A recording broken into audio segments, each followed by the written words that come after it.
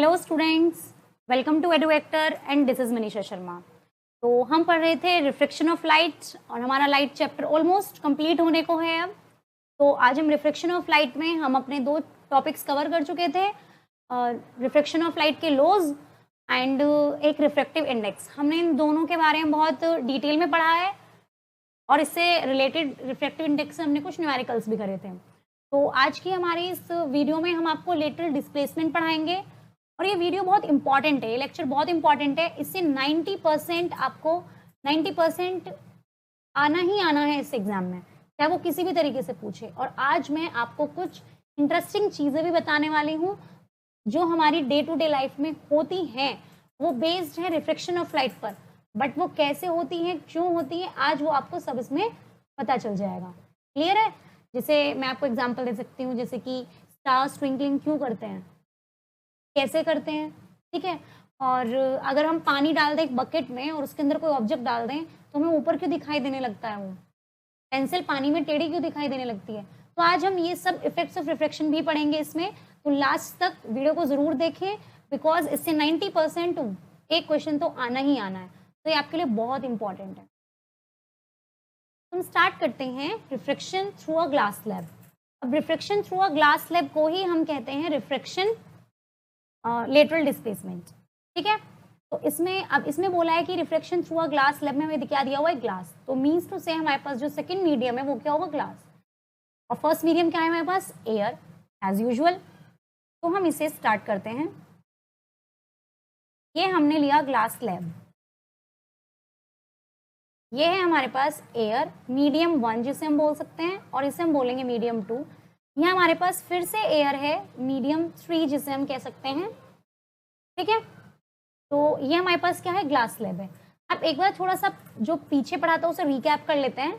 हमने ये पढ़ा था कि अगर लाइट रेयर मीडियम से डेंसर मीडियम में जा रही है तो वो टुवर्ड्स द क्या हो जाएगी, नॉर्मल हो जाएगी। हमने पढ़ा था कि अगर लाइट डेंसर मीडियम से रेयर मीडियम में जा रही है तो वो क्या हो जाएगी, अवे फ्रॉम नॉर्मल हो जाएगी। क्लियर है? ये दो प्रॉपर्टीज हमने बहुत अच्छे से पढ़ी हैं। तो अब आपको, अगर आपको ये दोनों प्रॉपर्टीज बहुत अच्छे से पता हैं तो आप इसे बहुत इजीली आपको ये समझ में आ जाएगा कि लेटरल डिस्प्लेसमेंट क्या होता है। क्लियर है? चलो अब स्टार्ट करते हैं।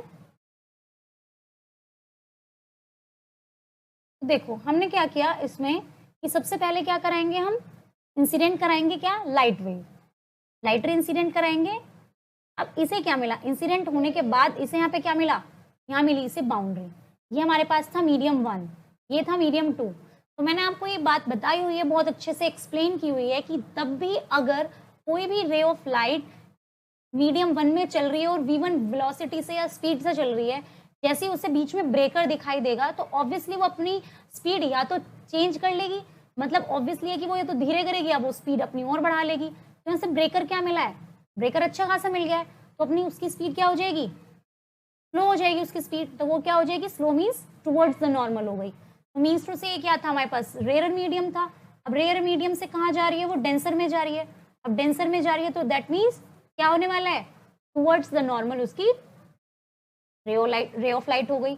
अब उसके बाद अब उसने देखा कि पहले तो स्पीड उसकी बहुत कम हो गई थी, अब उसे फिर से वो ब्रेकर जो बाउंड्री उसे बीच में मिल रही थी वो अब क्या होने वाली है, वापस से हट गई है यहाँ से। तो हटने के बाद वो फिर से अवे फ्रॉम नॉर्मल हो जाएगा। क्लियर? तो ये इस तरीके से हुआ है। जैसे मैंने आपको एक बहुत अच्छे से एग्जाम्पल से पढ़ाया था कि हमारे पास ये रोड चल रही है, रोड पे आप ट्रेवल कर रहे हो या आपके पास स्कूटी या फिर कुछ भी है, या कार स्कूटी कुछ भी है, एनीथिंग। तो यहाँ पे आपको क्या मिला, बीच में ब्रेकर मिला। अगर ब्रेकर आपको थोड़ा छोटे वाला मिलता है तो आप अपनी स्पीड चेंज नहीं करते हैं, थोड़ी वो चेंज करेंगे, वापस उस पर कवर करके निकल जाएंगे। लेकिन अगर ब्रेकर थोड़ा अच्छा खासा बड़ा है तो आप क्या करते हैं, जिससे एक्सीडेंट ना हो जाए, ऑब्वियसली अपनी गाड़ी की जो स्पीड होगी वो स्लो कर लेंगे। तो वही चीज़ यहाँ पर है, ये से ब्रेकर मिला था तो उसने स्पीड अपनी स्लो कर ली, फिर से जब ये नॉर्मल हो जाता है, ब्रेकर हट जाता है, अपनी स्पीड फिर से वापस नॉर्मल कर लेते हैं। सेम वही फंडा है, कुछ नहीं है, बस ये हो गई हमारे पास v2 स्पीड हो गई, और यहाँ पे पास हमारे पास वापस से v3 या फिर हम कह सकते हैं v1 हो गई। ठीक है? अब आप कहेंगे ये सब चीजें तो हम पहले पढ़ चुके हैं, अब इसमें डिफरेंट क्या है, क्या इसमें इतना डिफरेंट है कि इसे लेटरल डिस्प्लेसमेंट बना दिया। इतना तो हमें ऑलरेडी पता है कि ग्लास से करवाते तब भी यही होता, वाटर से करवाते तब भी यही होता। बट एक्चुअल में अगर हम इस तरीके से ब्रेकर ना होता तो ये लाइट कुछ इस तरीके से ना जाती। अगर ये ब्रेकर ना होता तो ये लाइट कुछ इस तरीके से ना जाती, इमेजिनरी लाइट जाती। तो ये जो इतनी डिस्टेंस इसने कवर की है, जो इतनी ये परपेंडिकुलर डिस्टेंस बची है, जो हमारी इंसिडेंट, ये क्या थी हमारे पास, इंसिडेंट लाइट थी, इंसिडेंट रे। ये वाली क्या हुई, और इंसिडेंट रे ने जो नॉर्मल के साथ एंगल बनाएगा वो बनाएगी क्या, एंगल आई। अब ये क्या है हमारे पास, रिफ्रैक्टेड रे। रिफ्रैक्टेड रे जो नॉर्मल के साथ एंगल बनाएगी वो क्या बनाएगी, एंगल आर। अब ये जो हमारे पास लास्ट बची है इसे हम इंसिडेंट तो कह नहीं सकते, रिफ्रैक्ट उसके अंदर ही है। अभी ये जो बाहर निकली है इमर्ज हो गई, इमर्ज का मीन से वो बाहर निकल गई, इसे बोलेंगे हम जो नॉर्मल के साथ ही वाली रे एंगल बनाएगी, angle E, angle of emergence. और इस रे को बोलेंगे हम इमर्जेंट रे या फिर इमरजेंस रे। क्लियर।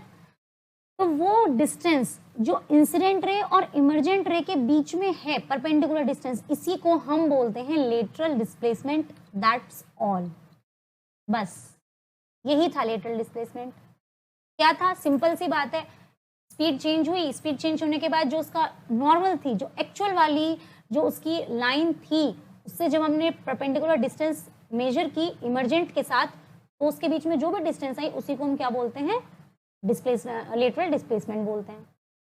क्लियर है। तो ये जो डायरेक्शन हमारे पास थी ये क्या थी, डायरेक्शन ऑफ ओरिजिनल रे। ये हमारे पास ओरिजिनल थी कि अगर ऐसा नहीं होता तो ये ऑब्वियसली ये इस पाथ से होकर निकल जाती। ठीक है, हमेशा ये इसकी पैरेलल साइड से जो लाइट निकलेगी, ग्लास स्लैब की पैरेलल साइड से, ऐसा नहीं है कि लाइट यहाँ से निकलेगी फिर यहाँ पर आकर टकरा जाएगी, no, that's not like that. यहाँ से नहीं निकलेगी, इसके हमेशा पैरेलल वाले कॉर्नर से ही टकराएगी। क्लियर है। तो अब हम इसके बारे में पढ़ लेते हैं। The perpendicular distance between the original path of incident ray, जो इंसिडेंट रे का जो ओरिजिनल पाथ है उसके बीच की डिस्टेंस और जो इमर्जेंट रे के बीच की डिस्टेंस है उसे हम क्या बोलते हैं, लेटरल डिस्प्लेसमेंट। क्लियर। ये तीन चीज पर डिपेंड करती है, angle of incidence, thickness of glass slab and refractive index of glass slab.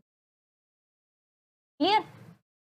तो इसमें क्या हुआ, हमने जो इसमें लास्ट में पढ़ा था, अब जिस एंगल ऑफ इंसिडेंस से ये टकराएगी, मीन्स उसे अगर इसकी स्पीड और तेज होती हो सकता है ऐसे भी आ जाए, तो एंगल ऑफ इंसिडेंस पर डिपेंड करी। दूसरी बात इसकी इस पर करेगी, थिकनेस पर। अब ये अगर थिकनेस इसकी और मोटी होती तो ज्यादा देर तक रहती यहाँ पे रिफ्लेक्टेड रे रहती, तो इस पर भी डिपेंड करेगी।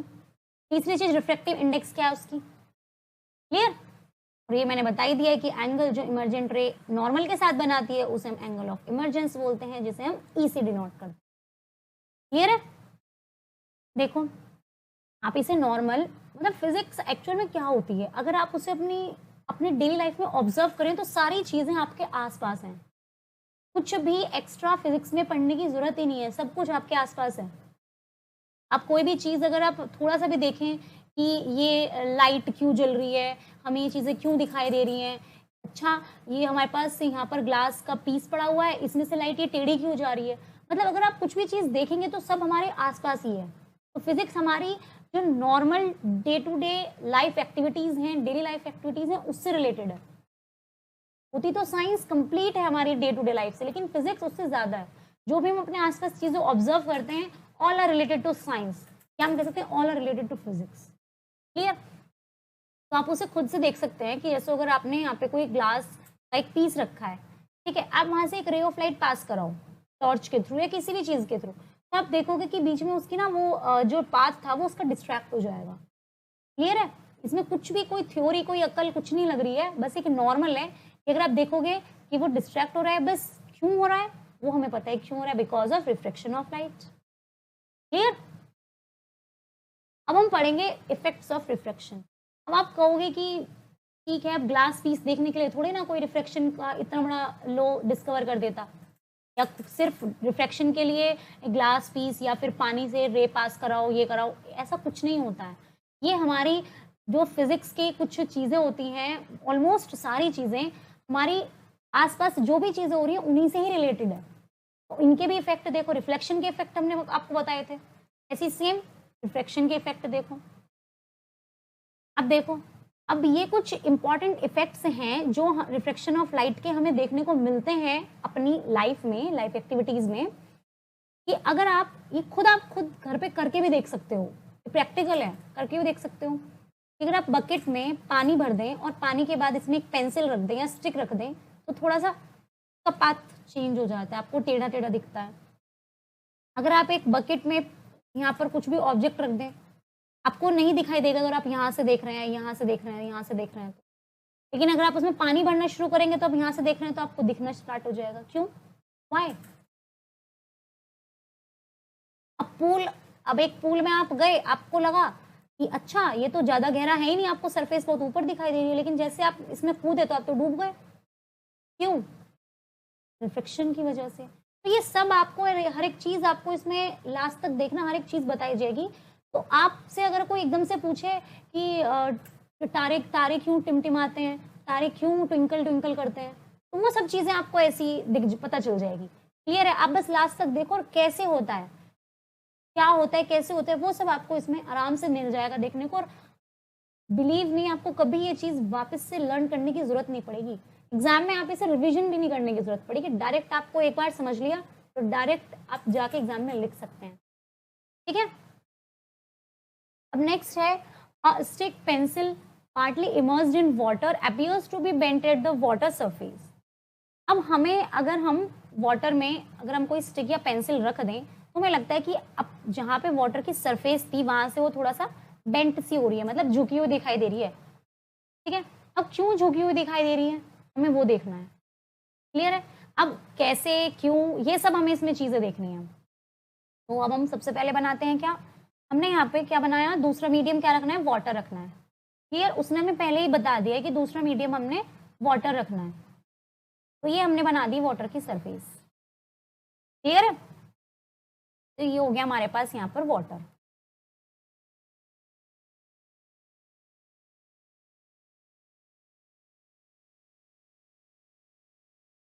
ठीक है? अब ये वाटर में हमने यहाँ पर रख दी, स्टिक रख लो या फिर पेंसिल रख लो या फिर कुछ भी रख लो। वेट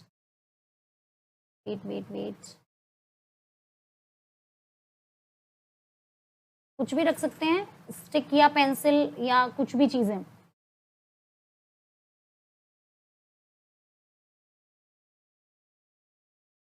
ठीक है? हमने यहाँ पे ये स्टिक रख लिया।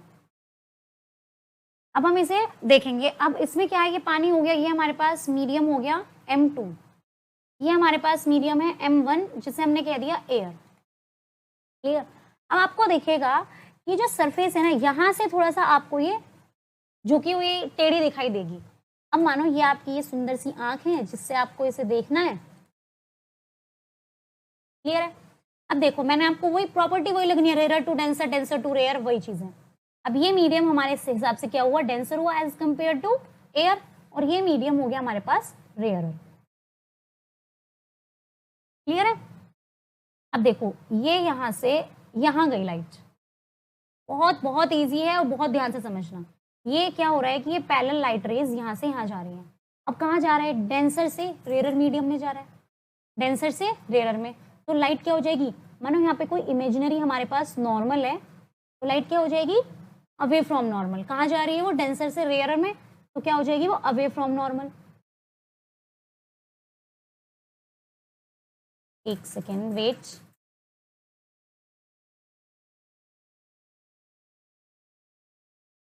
तो लाइट क्या हो जाएगी, अवे फ्रॉम नॉर्मल। तो हमारे पास लाइट ऐसे जा रही थी, जाने के बाद वो नॉर्मल से दूर चली गई। क्लियर है? नॉर्मल हमारे पास ये आता, अगर पास होती तो इस तरीके से जाती। ठीक है? लेकिन अब हमें दिख तो ऐसे रही है, चलो ठीक है,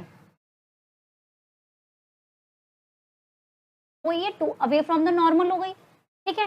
लेकिन अगर यही लाइट रे ऐसे ना जाकर, मीन्स टू से अगर ये लाइट रे ऐसे ना जाती और जाने के बाद ये अपनी ओरिजिनल पोजीशन पर आकर मिलती, तो ये कुछ समवॉट इस तरीके से होती, ये यहाँ मिल रही है। ठीक है? तो ये यहीं से ही बेंट होके ये आपको यहाँ दिखाई देने लगेगी स्टिक, ये आपको स्टिक यहाँ से दिखाई देने लगेगी। क्लियर है? तो ये जो पोर्शन इसका, इसके सरफेस से जो ये बेंट हुई है, जो सरफेस से बेंट होके हमें यहाँ दिखने लगी है, ये क्या है इसकी, ये इसकी एक्चुअल पोजीशन है। क्लियर? ये बनी है इसकी इमेज, क्या बनी है इसकी, इमेज बनी है। ये इसकी थी पहले कौन सी, रियल पोजीशन।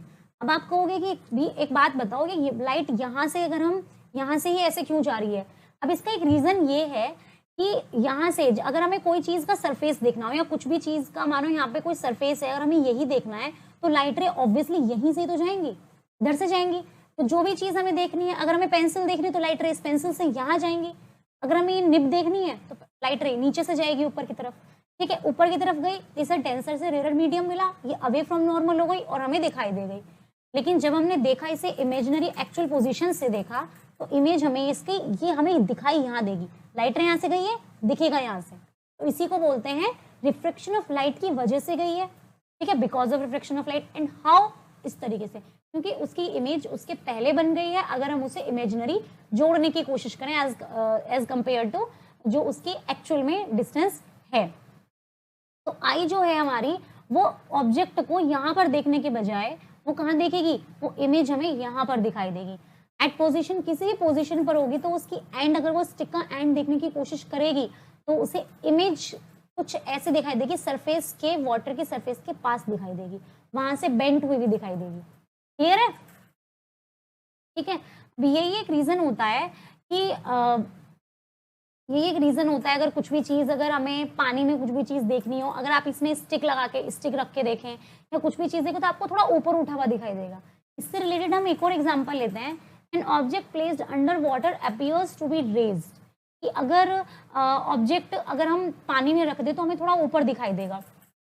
इसमें एक एग्जांपल और है कि अगर आप कभी, अगर पूल वगैरह में आप कभी गए हैं तो आप पूल में जाते हैं तो आप देखें, अब वहां पर कुछ भी नहीं है, स्टिक भी नहीं है, तो आप एक रोप जो होती है उसे डालकर देखना, क्या हो ना, रोप को डाल के देखना। अब जब रोप को देखोगे तो आपको लगेगा ये रोप ना यहाँ से ना टेढ़ी हो गई, हमें इस तरीके से दिखाई देगी वो। क्लियर है? तो object placed under water appears to be raised. अब इसका क्या मतलब है कि अगर हमने पानी के अंदर कोई भी ऑब्जेक्ट रखा तो हमें ऊंचा दिखाई देता है। क्यों? अब इसका रीजन देखो, सिंपल है। हमारे पास ये, हमारे पास कोई बीकर है, क्लियर, और यहाँ हमारी ये आईज है, आई है सॉरी, एक है ना इसलिए, और ये कोई हमने यहाँ पर ऑब्जेक्ट रख दिया, ऑब्जेक्ट मानो या कॉइन मान लो, चलो ठीक है। अब हमने इससे रिलेटेड कॉइन रख दिया, रखने के बाद क्या होता है कि इसकी रेज, जब पानी नहीं है इसमें तो ये बिल्कुल नॉर्मल जाएंगी, यहाँ पर आकर टकरा रही है, यहाँ टकरा रही है, यहाँ टकरा गई, यहाँ टकरा गई, इसके पास टकरा गई। उसके बाद क्या हुआ, अब हमें दिखा तो दे, अब आंखों में हमारी नहीं जा पा रही है, कुछ पार से पास से होकर जा रही है, मतलब बहुत, जब तक यहाँ नहीं आ जाएंगे, बिल्कुल इसके ऊपर से नहीं देखेंगे, जब तक हमें वो नहीं दिखाई देगा। लेकिन हमने अपनी आंखों को तो नहीं रखा है, आंखों को चेंज नहीं किया, आंख अपनी उसी जगह पे है, और हम मीन्स टू से हम उसी जगह से देख रहे हैं, और कॉइन हमारा अब यहाँ है। क्लियर है? आंख हमारी अभी भी वही है जहाँ थी पहले, ठीक है। हमारे पास क्या रखा है, ये कॉइन हमारे पास रखा है, लेकिन अब हमने इसमें धीरे धीरे क्या करना स्टार्ट कर दिया, हमने इसमें अब पानी भरना शुरू कर दिया। हमने क्या किया, इसमें पानी भरना शुरू कर दिया, ये हमने इसकी एक सरफेस बना दी और इसमें भर दिया हमने पानी। यहाँ पे हमने इसे बीकर को वाटर से पूरी तरीके से फिल कर लिया। तो जैसे हमने बीकर को वाटर से फिल किया तो हमने देखा कि यहाँ से जो लाइट रेज हमारे पास जा रही थी वो किस तरीके से जाएंगी। अब यहाँ से तो सेम कलर हो गया, अभी मैं तो आपको डिफरेंट कलर से दिखा देती हूँ। तो अब फिर से वही, ये मीडियम कौन सा हो गया हमारे पास, डेंसर। ये मीडियम कौन सा हो गया, रेयरर। अब रेयर से डेंसर में जाएगी लाइट, ये पेयर ऑफ लाइट यहाँ से यहाँ गई, यहाँ से आ गई, जाने के बाद क्या हो जाएगी, away from normal, away from normal. Clear है? अगर आप नॉर्मल बनाएंगे, अगर ये नॉर्मल के क्लोज जाती तो कुछ इस तरीके से जाती, ठीक है। Away from normal, away from normal, normal हो गया है, आगे इतना समझ में। लेकिन अब इसके साथ फिर हमें वही करना है, क्या, जो हम इसकी इमेजिनरी लाइट ड्रॉ करते हैं, अब हमें इसकी इमेजिनरी लाइन ड्रॉ करनी है। किस टाइप से, अब अगर हम इन दोनों लाइंस को मिलाएं, इन दोनों रेज को मिलाएं, तो हमें दिखाई देने लगी यहीं से ही क्या, कि कॉइन हमारा यहाँ रखा है। तो जब हमने उसमें पानी मिलाया तो हमें लगा, तो हमें कॉइन थोड़ा ऊपर उठा हुआ दिखाई दिया, इमेज हमें इसकी यहाँ पर दिखाई दी, ऑब्जेक्ट हमारे पास यहाँ पर था। क्लियर है? तो किस तरीके से, मतलब क्या हो रहा है, अब क्या होंगी, ऑब्जेक्ट से लाइट रेज गई, जाने के बाद पानी की सरफेस से बाहर निकली, बिल्कुल उन्हें खुली आज़ादी मिल गई, वो हमें दिखाई दे गई। क्लियर है? जब हमने उन दोनों लाइंस को मिलाया, वो इंसिडेंट वाली लाइन को, अब ये तो इसकी अगर हम लेटरल डिस्प्लेसमेंट देखें, ये इसका लेटरल डिस्प्लेसमेंट हो गया। अब हमने जो इंसिडेंट और दूसरी लाइन को मिलाया था वहां से हमें इमेज मिल गई। क्लियर? अब इसका एक और एग्जाम्पल है। अब जो फिशरमैन होते हैं, अगर मानो यहाँ पे हम पानी की जगह यहाँ पे एक फिश रख देते हैं, बस ऐसी बन रही है, ठीक है। अब मानो यहाँ पे हमने फिश रख दी, ठीक है। अब क्या करते हैं जो फिशरमैन होते हैं वो इसे कैच करने की कोशिश करते हैं, तो उन्हें पता होता है कि वैसे फिश कम बर्ड ज्यादा लग रही है, तो ड्राइंग पे मत जाना। तो उन्हें क्या लगता है, उन्हें पता है अगर उन्हें दिख रहा है कि फिश यहाँ है तो वो इधर नहीं मारेंगे, क्योंकि फिश से जैसे उनकी आंखों में वो जा रही है, लाइट जो लाइटर फिश से जा रही है उनकी आंखों में, तो उस वजह से वो हमेशा लाइटर क्या करती है, हमेशा स्ट्रेट लाइन में चलती है। ये बात आपको बहुत अच्छे से बताई हुई है, स्ट्रेट लाइन में चलेगी, वो कर्व पोजीशन में कभी हमें दिखाई नहीं देती, हमेशा स्ट्रेट लाइन में दिखाई देती है। तो अगर उन्हें वो वहां दिख रही है तो ऑब्वियसली वो यहाँ मारेंगे, जिस वजह से यहाँ दिखेगी उन्हें, इमेज तो यहाँ बन रही है, वो यहाँ पर अपनी रोप मारेंगे, जिससे ऑब्जेक्ट एक्चुअल में तो यहाँ पर है। क्लियर? जैसे ये ऑप्शन आपके पास पूरा अच्छे से है, आप इस एक्सपेरिमेंट को खुद, होमवर्क है आपका, आप इसे घर पे करके देख सकते हैं। बिल्कुल उसी साइड से, उसी सरफेस से देखना है।